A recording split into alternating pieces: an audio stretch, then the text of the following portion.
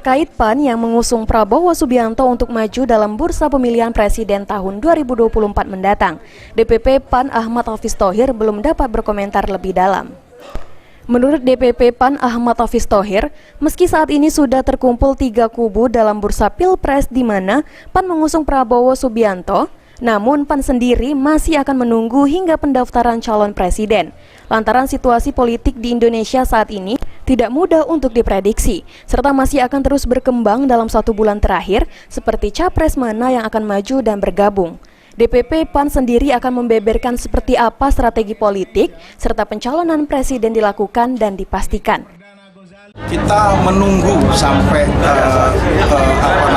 pendaftaran presiden, karena situasi politik saat ini tidak mudah untuk diprediksi capres mana yang akan maju, cawapres mana yang akan bergabung, kemudian apakah kita akan tetap dengan posisi 2 capres, 3 capres atau 4 capres, itu semua akan terus berkembang dalam 1 bulan terakhir.